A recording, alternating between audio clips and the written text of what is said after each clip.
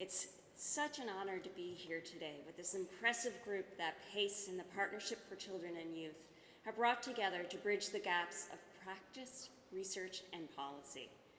When Jennifer reached out about speaking on the topic of social and emotional learning, I really jumped at the opportunity. For me personally, it's been a central focus of my work at the Foundation for the last 3 years, as well as a lifelong passion. We at Wallace have come to see this remarkable energy around the topic as an opportunity for all of us to improve our capacity for preparing children for adulthood, equipping them with the ability to cultivate enriching relationships, participate in meaningful work, and engage as active community members. However, we also recognize that there is still much in the way of realizing that vision. We appreciate opportunities like today, where we can share what we're learning and examine what more we need to understand to do better by our children. Wallace's interest in social and emotional learning. Now, Wallace is, as Jennifer mentioned, a national foundation located in New York City. And right now, we're exploring a potential initiative that will help strengthen students' social and emotional learning. Although I really need to emphasize that nothing is definite yet. We're still on the path of development, and hopefully we'll finally get to implementation. The idea is that this effort would build on Wallace's longstanding work in youth development, including citywide coordination of after-school opportunities, as well as school after-school partnerships. It would specifically be grounded in the research synthesis, which I was so impressed to see the entire guide ready here for you. Really grounded on the insights that the Chicago Consortium was able to pull together on the topic.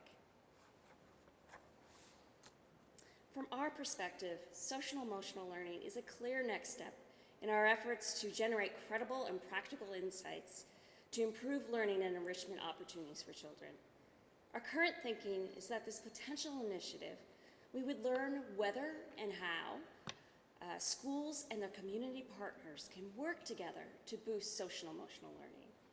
With all the appropriate caveats, as plans do change, this may involve a real-world test of urban school districts working with community partners and serving disadvantaged children to foster their social and emotional growth. We'll be focusing on improving adult practice at both the service delivery and at the systems level.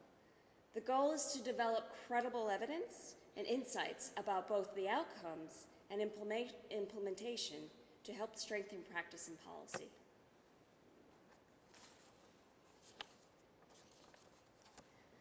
Just as many parents and employers and people who've worked with young people have long understood, we at Wallace recognize that it takes a lot more than strong math and English language arts skills to succeed in life. It also depends on a range of attributes that society values, behaviors like persistence and self-management, attitudes like self-confidence and openness to new ideas, and abilities like problem-solving and social skills. You know, evidence really substantiates this belief. Work by the University of Chicago economist and Nobel laureate, James Heckman, underscore the fact that standardized tests do not adequately capture all that matters in life.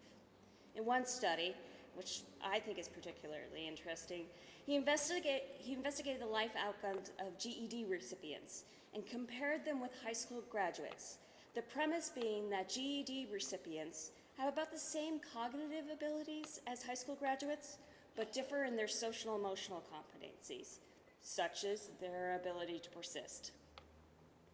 He found that while GED recipients performed about as well as high school graduates on achievement tests, their outcomes across various important aspects in their life were much worse.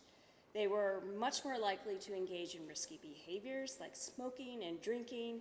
They were more likely to commit crime, less likely to maintain stable employment as well as stable marriages, and were certainly earning less than high school graduates with the same cognitive abilities. We can also consider the evaluation results from the Perry Preschool Project, the high-quality preschool program for disadvantaged 3- and 4-year-olds in Michigan. Using a randomized controlled trial, researchers examined the program's impact on 123 children. They found that the program did not impact the participants' IQ in a lasting way.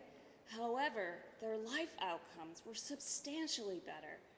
They had higher earnings. They were more likely to have graduated from high school and were holding down a job, and they had committed fewer crimes.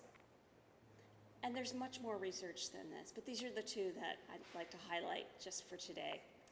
And thankfully, there's more research that also shows that these skills are malleable and will respond to intervention as they develop over time. There are plenty of things we can do to develop these skills, these critical capabilities in children.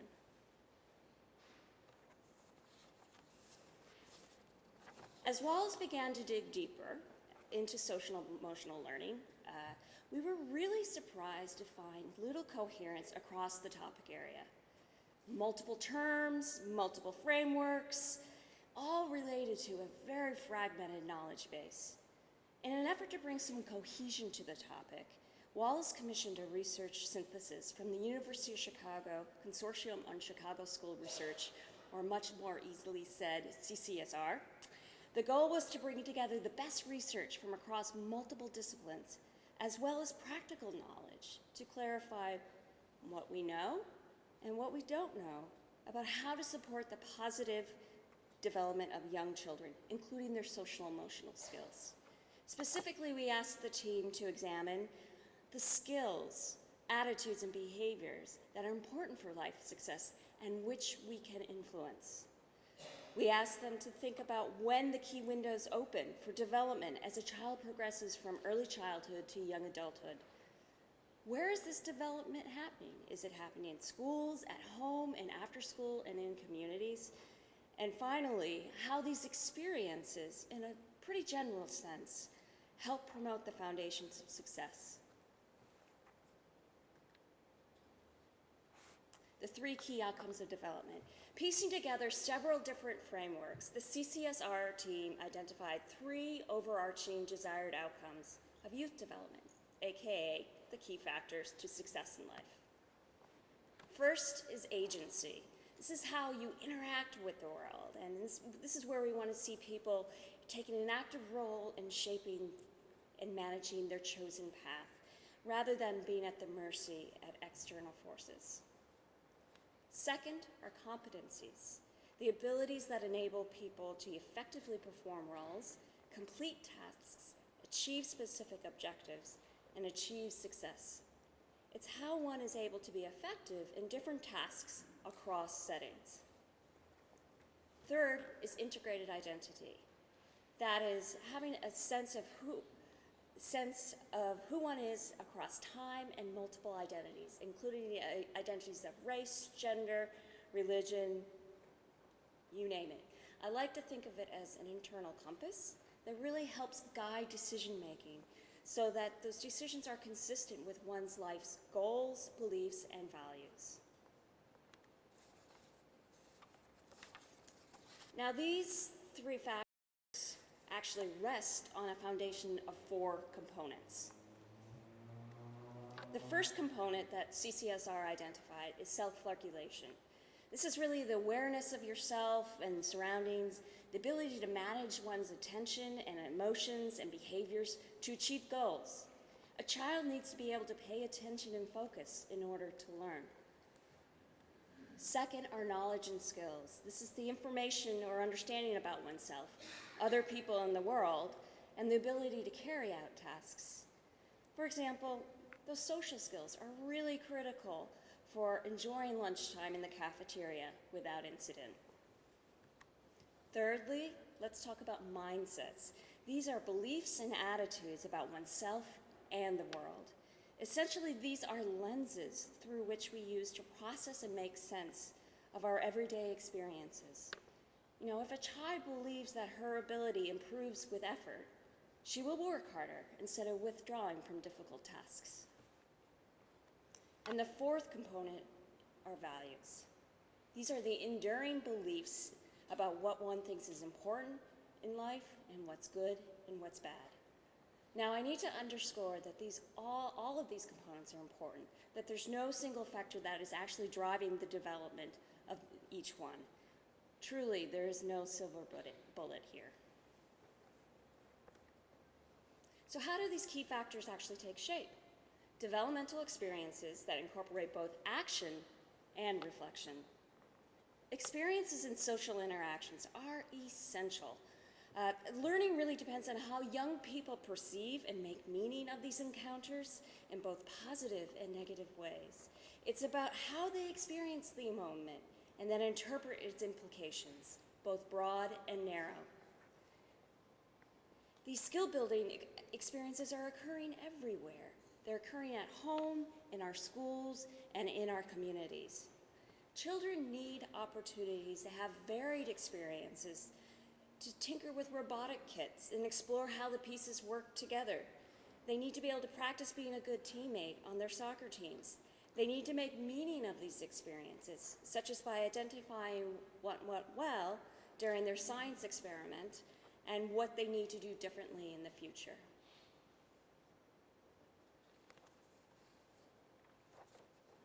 One very critical aspect of the CCSR framework is that the factors it features are all malleable. That is, we as adults can influence whether and how they develop in children. To understand how, CCSR distilled several key takeaways for practice. First, development is happening everywhere and all the time as children observe the world, interact with others, and make meaning of their experiences. And this is all happening whether or not adults are intentionally guiding the process. Development is multifaceted and interconnected. Children need to develop the foundational components, and these interact and grow into the three key factors of agency, competency, and integrated identity. And this follows on Jonathan's comment. Development is facilitated by strong, supportive, and sustained relationships with adults and peers. It's through these relationships we can influence both the experiences children have and how they reflect and make meaning of them. We can help transform everyday experiences, even those that are negative, into moments of growth. And when we are intentional in our efforts and we ensure that the experiences are age appropriate and remain focused on the key factors, we will be more effective in preparing our children for life's success. Now, you can't help but be excited by this flurry of attention on social emotional learning right now. And it's really important to remember that we're actually at the beginning of this journey, where there are key gaps in practice, policy, and research that remain as significant barriers to progress. And I want to point to three main challenges that we'll need to tackle together. First, for practice. The principles that CCSR has outlined for us, they provide a useful framework for reflecting on our efforts. However, they don't actually tell us how to operationalize those principles. For example, they don't tell us how to develop what sort of steps we need to take to develop the kind of relationships that transform lives. And while we're learning through efforts like CORE and CASTLE's CDI, that it's possible to make social emotional learning a focus in a school district, how do we reliably produce gains at the district level? How do we integrate social emotional learning into all schools, ensuring its place along with math and English language arts?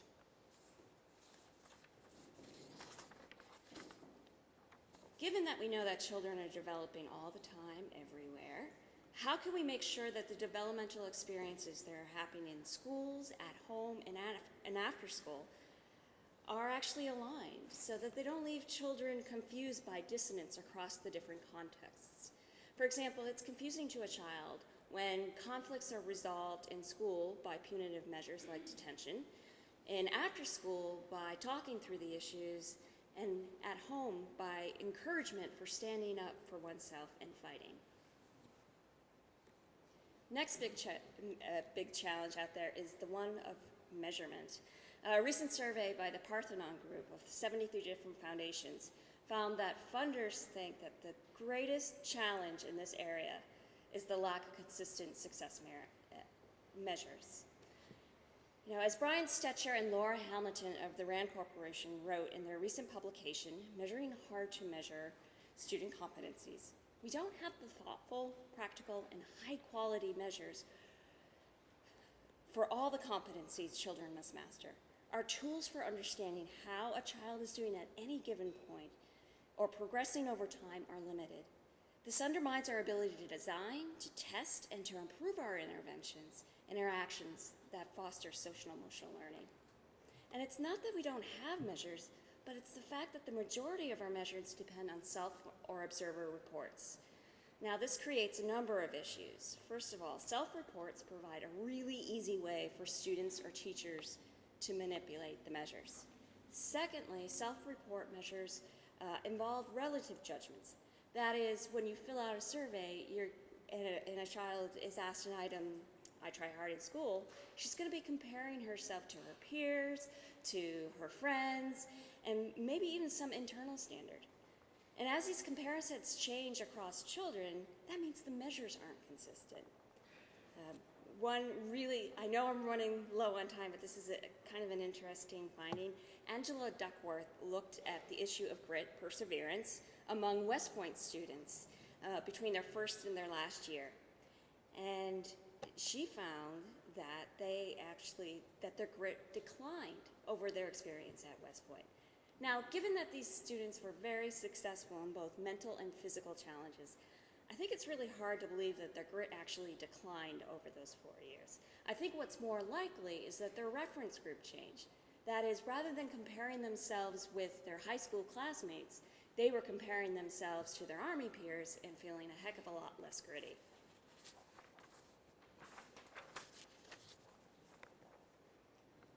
So I'm going to charge through policy. The reform efforts here in California are really quite remarkable.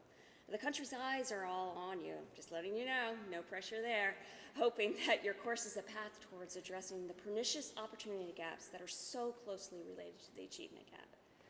There are a lot of people who are eager to move forward with enacting specific policies to elevate social and emotional learning.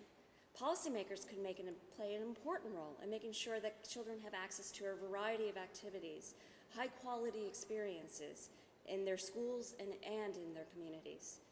Policy also needs to reflect the state of practice and set the conditions where educators actually have the space and security to try new approaches and reflect on how they improve.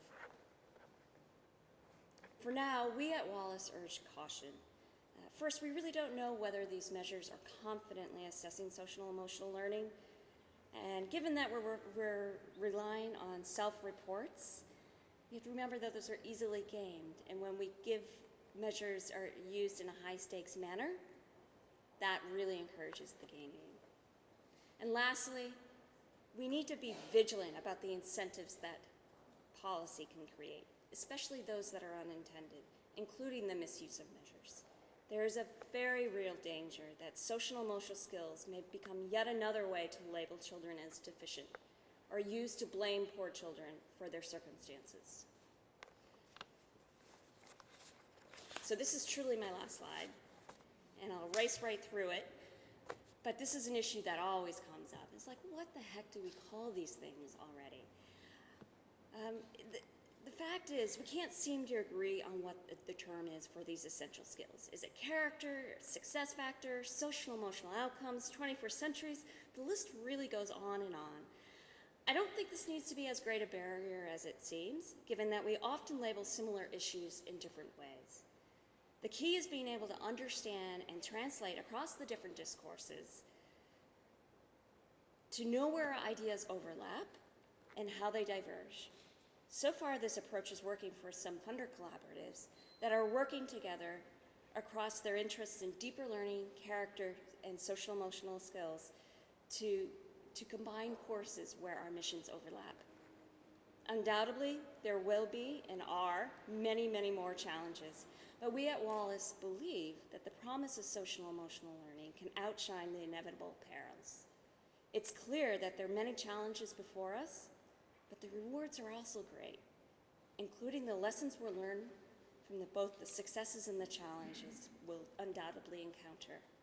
These lessons, as well as those others learned through the many committed efforts going on across the country, will bring us closer to our world, where all children have the opportunity to become the neighbors, the coworkers, and leaders our country wants and needs.